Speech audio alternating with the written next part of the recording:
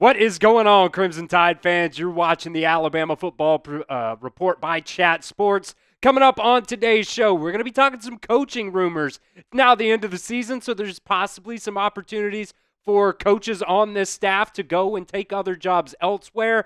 247 Sports did talk about and bring up one Alabama coach that could possibly be a candidate for a job opening for a head coaching position, so we'll talk about that on today's show. Also, there was another transfer portal visitor that visited this past weekend for the Crimson Tides. We'll break that down for you. And some recruiting news. I know we haven't really talked about recruiting here in a little bit, but there's one 2026 guy who is going to be making his announcement on Christmas Eve. So we'll break all that down on today's show. But let me know first in the comments section here. Will Alabama lose any of their on-field coaches this offseason? Type Y for yes or N for no in the comment section of today's video.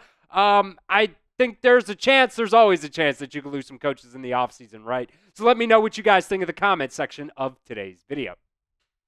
All right, 247 Sports' Washington State site, Coug Fan 247 Sports, listed JaMarcus Shephard as an option for the opening job at Washington State as their new head coach. And at first I was like, it doesn't really make sense. Why would he leave Alabama to go be the head coach of Washington State? Kind of seems either lateral, maybe backwards to me, because right now, look, JaMarcus Shephard's making over $1 million as the wide receivers coach at Alabama. That's the reported number anyways out there. And he's also never been a true offensive coordinator, and he's also never been an actual head coach, which that part doesn't really strike me as something that is a big negative because, look, everybody's got to get their opportunities right at some point. Same with some of these players who, are depth pieces coming up. Everybody always wants to go to the transfer portal to get some, body who's played before. But, look,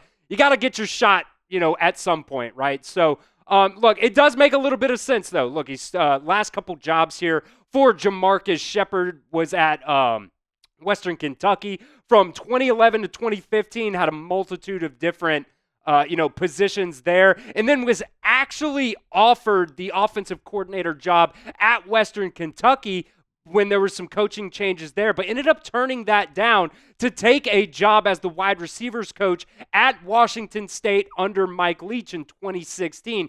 Went on to be the passing game coordinator and wide receivers coach there at Purdue, and then linked up with Kalen DeBoer at Washington for a couple of seasons there as the wide receivers coach and passing game coordinator there as well. And now, of course, he's the wide receiver coach and co-offensive coordinator at Alabama. So, he's kind of had some of those co-OC slash passing game coordinator, type positions, but really has never gotten the opportunity to be a true offensive coordinator or a head coach for that matter. And look, we know what he did at Washington as well. Had multiple guys drafted last year, Roma Dunze in the first round, Jalen Polk in the second round, Jalen McMillan in the third round. And then, look, Jeremy Bernard's now at Alabama. Jeremy Bernard wasn't even their number 3 receiver in terms of receiving yards. It was actually tight end Jack Westover actually had 46 receptions, over 430 yards, and 4 touchdowns as well. But I wanted to put Jeremy Bernard on there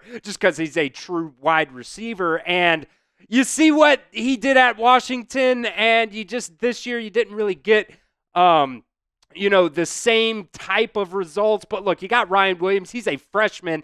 You got Jeremy Bernard, both of those guys. Jeremy Bernard over 700 yards, Ryan Williams over 800 yards this season. But your next 2 pass catchers were tied in, C.J. Dupree and Josh Cuevas. So, I think a little bit of that definitely has to do with Jalen Milroe just not being super consistent in the passing game. But I would not want to lose JaMarcus Shephard this offseason. I think he's a guy, he brings the intensity. I think he's a pretty decent recruiter as well. Sure, you missed out on Caleb Cunningham in this 2025 recruiting class. But look, I think he's, like I said, a guy that brings a lot of energy, brings a lot of intensity, and I would hate to lose him this offseason, whether or not, he goes to a different school or not, or, if he gets a, head coaching opportunity. Obviously, you got to take those seriously, but I would love to keep JaMarcus Shephard on this coaching staff for, honestly, as long as possible.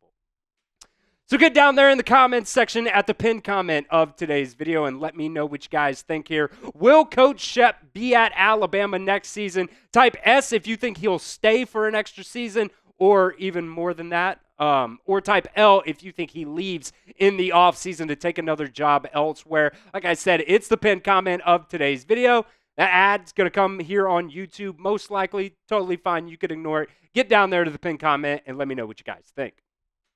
Next up, we're going to talk about a transfer portal target that visited Alabama this past weekend. Cory Gordon Jr., safety out of Baylor, like I said, visited Alabama this past weekend after entering the transfer portal last Thursday, so things moving really quickly for him. He's got 2 more years of eligibility left, and it sounds like he left with an offer to commit whenever he so chooses. There's a little bit of a dead period coming up here.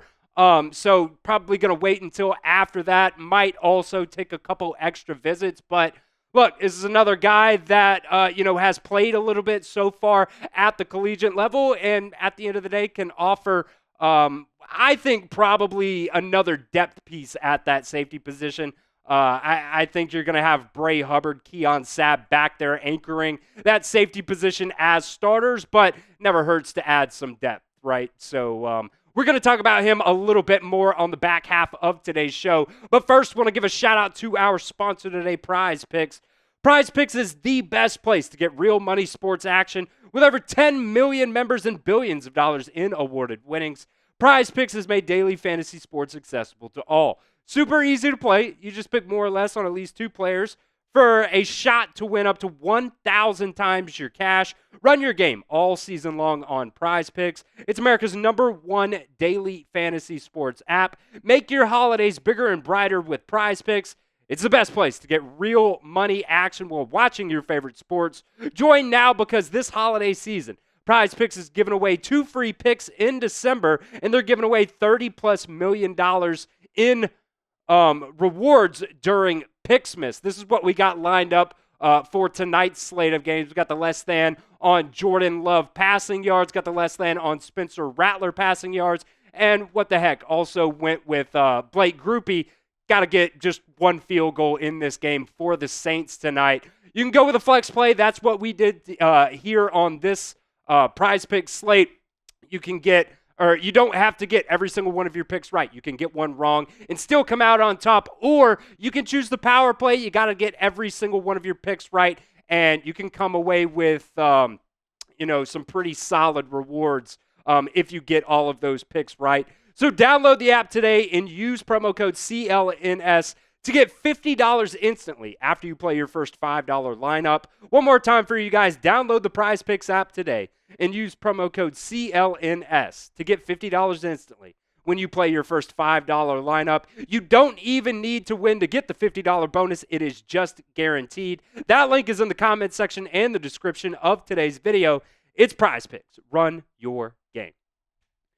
Back here to Cory Gordon Jr. I think, the first couple of years at Baylor, look, for being a freshman and a sophomore, didn't play that bad, I don't think. Look, you see the freshman stats there. Gave up over 300 yards, over a 70% completion percentage, but the growth, I think, was there in that, year 1 to year 2. Played a couple more snaps, about 40 more snaps in his sophomore season. That completion percentage went down to about 65%. The yards went down. The touchdowns stayed the same. But the interceptions went up and the PBUs went down too. But look, the interceptions went up, so that's fine at the end of the day.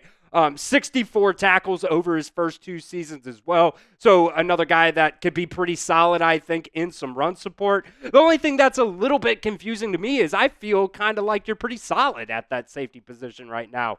Malachi Moore's leaving. You got King Mack from the transfer portal last offseason. Got Draker Jr. back there. You got Bray Hubbard.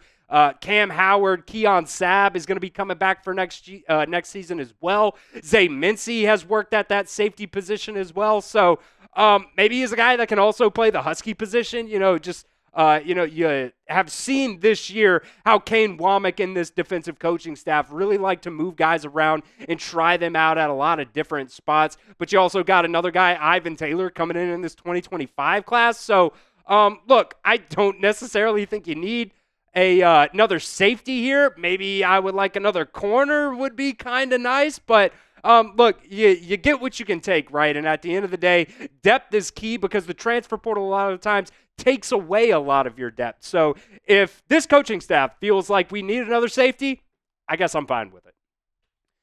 Last part on today's show here, we're going to talk about some recruiting news. 2026 four-star cornerback Zyan Gibson will announce his commitment on Christmas Eve coming up tomorrow. I believe that time is going to be around 2:30. I believe that's Central Time. I don't think it's Eastern Time there. I believe it's 2:30 Central Time. But he's going to be making his picks between Alabama, Auburn, Tennessee, and Miami. And look, we haven't really started yet on this 2026 class. Alabama's got a couple guys committed, but also had a guy decommit the other day as well. But look, one of those, top 10 state of Alabama players. I know a lot of people this year were really, I guess, worried, I guess is the right word. The fact that, Auburn got, 7 or 8 out of the top 10 players from the state of Alabama. That's fine. The staff is still going to go after the top players in the country, whether or not they're in the state of Alabama or if they are, in California, New Jersey. It doesn't really matter. Michigan. They're going to go after the top players. This is another top 100 recruit, 4-star cornerback, the number 4 player in the state of Alabama. So, look, like I said, he's going to be picking between Alabama, Auburn, Tennessee, and Miami. Some of those teams have some pretty solid NIL compensation, but look, Alabama at the end of the day, I think, is still Alabama, so there is always a chance there. So let me know in the comments here, where do you guys think Zyan Gibson will commit to? Type Bama if you think it's Alabama. Type AUB if you think he'll commit to Auburn. Type TEN if you think he commits to Tennessee, or type MIA if you think he ends up committing to Miami. And while you guys are down there, make sure you also hit that subscribe button if you have not already. We'll keep you updated on all the transfer portal news and rumors out there. We'll also be live for our Alabama versus Michigan watch party coming up here on New Year's Eve for the ReliaQuest Bowl. We're going to have a lot of fun, so come join us as well there. Make sure you guys hit that sub button for me right now.